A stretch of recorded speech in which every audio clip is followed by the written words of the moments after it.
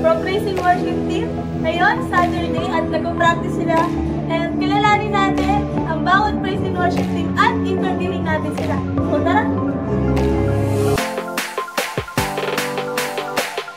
Anong kanta ang favorite mong i-line up?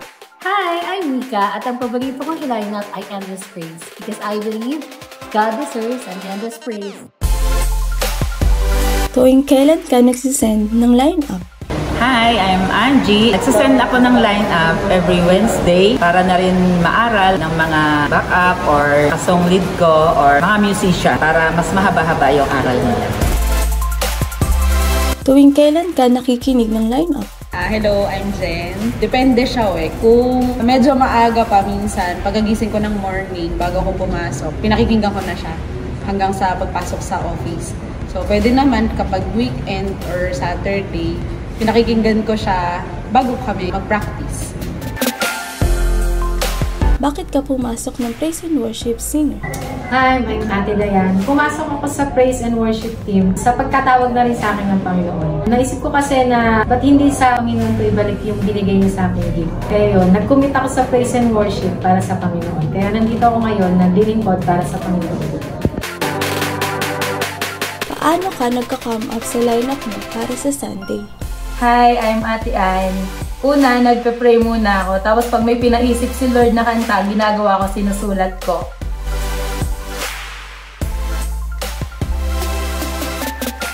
Gaano ka kadalas makaputol ng string? Hello, ako nga pala si Francis. Actually, naalala ko rin, madalas akong maputulan ng string. Siguro, every week ako tumutugtog, every Sunday. Ang madalas ko nga napuputol yung pinakamakapal pa namin, ng string. Every week talaga yun. Anong instruments ang una mong natutunan? Hi guys, I'm Joel. Ang una kong natutunan na instrument dito sa church ay drums.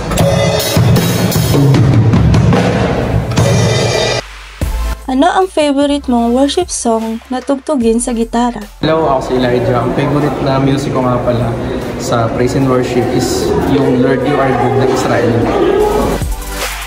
May naging struggle ka na ba as a keyboardist?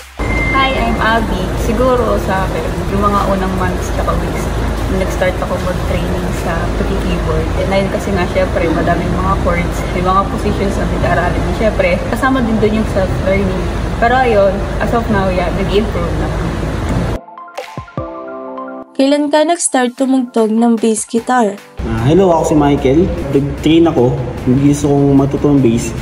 Noong 2019 or 2018 siya. So, around grade 9 or grade 10 ako nun. Ano ka natuto mag-bass guitar? Hello, ako si Hans. So, natuto ako mag-bass kasi natuto ako mag-gitara. Since yung bass, mga chords sa bass is mga root note din lang ng chord sa gitara. Ito ko na rin natutunan siya sa bass. Bakit mo nagustuhang tumugtog ng bass guitar? Hi, ako po si Jenny. Gusto ko pong magamit ko ng Panginoon. Tuwing kailan ka naglilinis ng gamit? Hi, ako nga pala si JM. Bago ako gumamit ng drums, syempre pupunasan ko bago gamitin para malinis pag ginamit. Nagkamali ka na ba ng bagsak o palo during Sunday? Hi, ako si Martin. Naranasan ko na magkamali ako sa pagpalo. Kinakabahan kasi ako eh. Gaano ka nakatagal as a trainee? Hi, ako si Ipe. 9 months na ako nagta-training sa drums. Noong February pa. Ano ang ginagawa mo para mas mahasa pa ang skills mo sa pagdadrops? Hi, I'm Kuya Dodo. Una, pinapakinggan ko yung lineup, yung sabi nga yung cifra, para lang ma-familiar ka sa song. Tapos pangalawa, I look to YouTube. So yun, para mapanood ko yung mga tutorials kung paano gawin yung mga certain drum roll, etc. So yun lang naman. Thank you.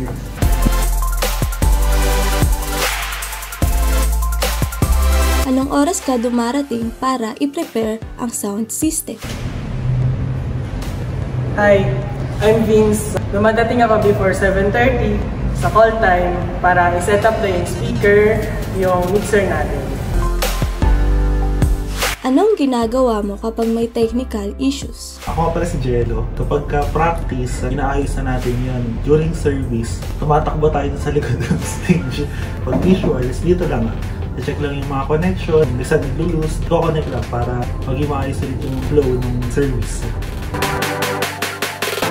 Anong unang mong ginagawa pag abot sa'yo ni Pastor ng notebook para gawa ng PowerPoint? Hi, I'm Jerson. Siyempre, dahil makikita mo na agad yung title doon, so siyempre, iniisip ko na agad ano ba yung wallpaper na gagamitin. Pero siyempre, titignan ko yung font para maging basable. Nagkamali ka na ba ng flash ng lyrics? Hi, I'm Marian. And yes, nagkamali na tayo sa pagka-flash ng lyrics. Hindi talaga siya maiwasan, lalo kung minsan hindi natin makainingan kung ano na bang part ng song ang kinakanta ng worship leader. At ngayon, nakilala natin ang bawat praise and worship team at kami ay bumabati na Happy 23rd Anniversary GCM San Pablo! Sa Diyos ang papuri!